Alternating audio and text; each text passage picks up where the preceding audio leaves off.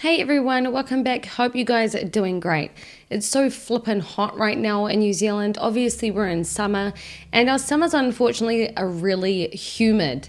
I'm like pouring with sweat right now and I'm all foggy in my head and just kind of, you know how it gets. I mean, maybe you don't. Depends where you live in the world, but New Zealand, we are somewhat subtropical and we experience humidity in the summer, so yeah, not really my favorite. Today we're going to be talking about the difficulties that INFPs may have in relationships, how they get their head around each kind of stage of the relationship, all the way from courting and getting to know someone, all the way until unfortunately breaking up, because that of course is part of life. But we do experience certain hardships in every single stage, as does everyone, but INFPs have their unique challenges. So due to popular demand, I'm going to be talking about that today. But before we begin, I've been fortunate enough to work with Luisa again for today's sponsorship.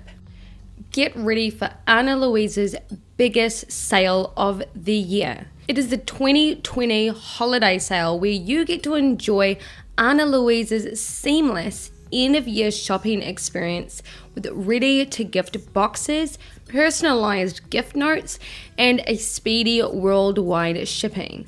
You will also receive 40% off your second purchase, and if you live in the United States, you will receive a free travel case if you spend over $150. Ana Luisa is the only jewelry I wear now. They are sustainable as they offset 100% of their carbon emissions from sourcing material to disposal. What I love about the jewelry the most is that the pieces are really simple yet elegant and can go with anything. I wore it on my wedding day and I wear it with my loungewear. My favorite look is to match this beautiful butterfly piece with a maxi dress and a blazer, perfect for winter. They have no luxury markup.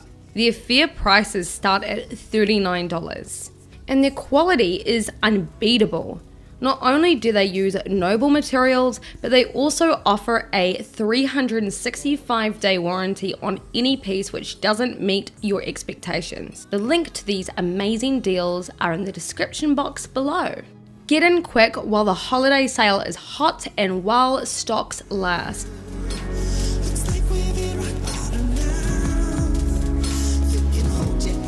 We can sometimes give off the impression that we're difficult to get to know, and that's because we have a rich inner world that we don't just share with anyone. We have to trust people in order to let that guard down and really express ourselves to the people that we care about. As a result, we may appear shy, we may appear aloof, we may appear quite skeptical, and unfortunately for the other person in the situation, they may think that we're not very interested, which if we are really interested, that kind of sucks and it's pretty counterproductive. But the reason why we do this, again, is because we feel very protective of ourselves. We know that we are very unique kinds of people and we want to be able to share that with people whom we trust. Another aspect is perhaps oversharing. Now, this is something that I do, and obviously you can tell because I run this YouTube channel and I overshare pretty much everything. And in a new situation, I may appear pretty aloof or reserved, but once I do feel a little bit comfortable, that's when all the word vomit kind of comes out. This is especially true when I'm online and I'm chatting to people via Messenger. I can express myself quite well because it's a lot easier to be able to do that when you have a keyboard right in front of you and a screen kind of protecting any kind of awkwardness. The next challenge is how we handle the honeymoon phase. We have a tendency to hyper-focus, and you can see that a lot in our day-to-day life.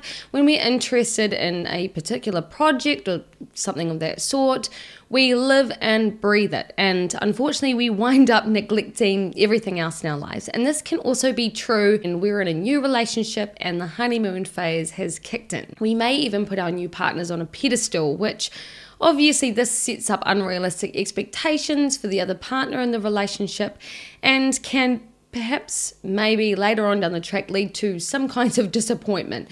Unfortunately, we do that to ourselves. We think our partner is this amazing angelic creature whom can do no wrong. But this is because we are really excited about it. We live and breathe for those moments with our partners. This can mean that we neglect other things in our lives. I guess that's where that whole notion of, when you're in high school, just focus on your schoolwork and don't get a boyfriend or a girlfriend because they're going to distract you.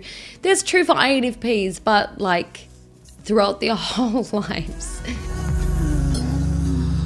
The next challenge is the settling in, and this can be almost the direct opposite of the honeymoon phase, because this is where we feel more comfortable, we're able to focus on other things in our lives, and we know that our partner's always going to be there. So when we do have the opportunity to be able to feel like we've settled in, that dang hyper focus can get us focusing on other things in our lives. And sometimes that means that we may neglect some aspects of our partner, or our partner rather feels somewhat neglected from time to time. And that's obviously because we're focusing on all of these other things in our lives, like different projects or different relationships. And sometimes this can also translate into needing space, because of course we're introverts, and in order to reset ourselves, we do need to take that space away. We don't mean to come across as ignoring our partners in these situations, but of course it is good to be able to give our partners reassurance. Sometimes, however, this kind of communication can be somewhat difficult because we do sometimes struggle with conflict. Sometimes it's difficult for us to be able to communicate our feelings when we don't feel it's the right time or the right setting.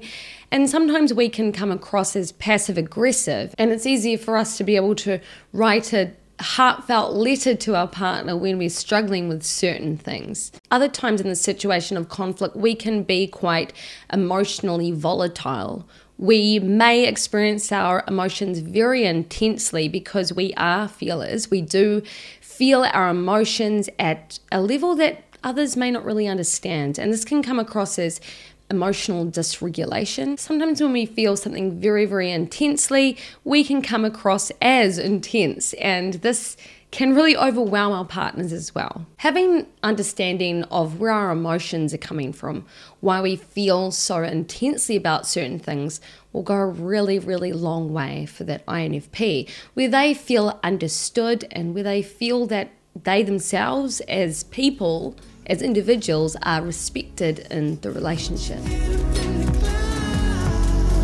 Now, breaking up can be really difficult for the INFP, and this was the part specifically where one of my subscribers had wanted me to talk about. And part of the reason why this is such a challenge is because we don't want to fundamentally hurt anyone, even if they are toxic, even if they don't have our best interests at heart. We would rather keep the peace rather than rocking the boat or upsetting anyone. We obviously do have our own set of values that are really important to us. So when we do feel hurt, we do want to retaliate in some way, shape or form, because we don't want to continue feeling bad. We don't want to continue having our buttons being pushed and being in a toxic situation.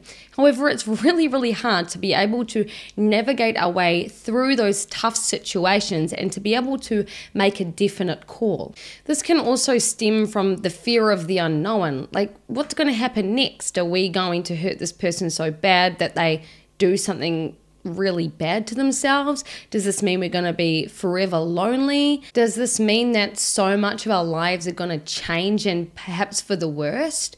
All of these kinds of things come up for the INFP, and it makes it really, really difficult to be able to express our certain needs, especially in terms of conflict. And this one comes up again because when we need to express ourselves to this other person, especially if they're toxic, especially if we need to let them go, it's so difficult. I mean, how can we come up with the right things to say in the right moment to kind of create less of an impact on the other person, to get the other person to understand where we're coming from? I was with my daughter's dad for like 6 years. We were high school sweethearts, and when I wanted to leave him, it took me like 9 months for me to actually think about it properly and to finally end it. It took me so long because we had history together. We were best friends for a very long time, and I didn't want to hurt him.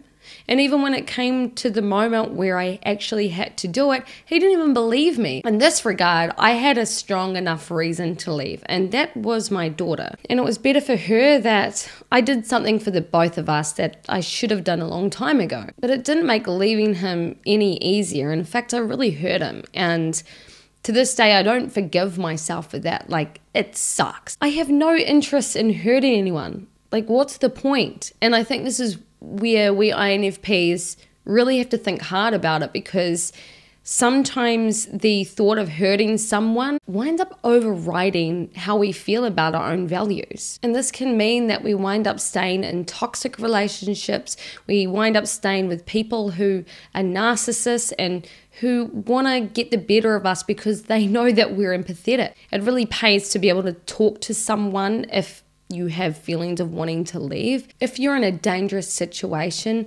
please talk to someone about this, because it's so important that you actually look after yourself. Leaving my daughter's dad was the best thing I could have ever done, because I wound up moving cities and meeting my current husband, and the match is just so much better. And James, he just understands me like no one else. He's there for me like no one has ever been there for me. Sometimes it's just worth that plunge, and unfortunately you're gonna hurt people in life. You're gonna hurt people when you break up relationships or when you have to do something for yourself. You're not gonna be able to make everybody happy, and I think realizing that helped me to let go. So tell me about your relationships. Are you happy? Are you not happy?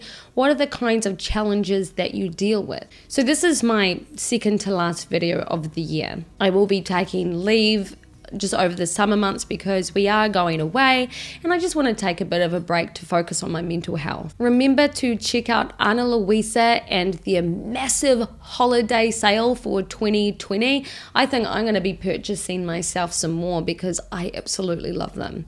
Go and grab yourself something amazing for one of your loved ones. But for now, you guys, I hope you have a really good day, night, morning, evening, wherever you are in the world, and I'll see you guys all again for the next video. Bye.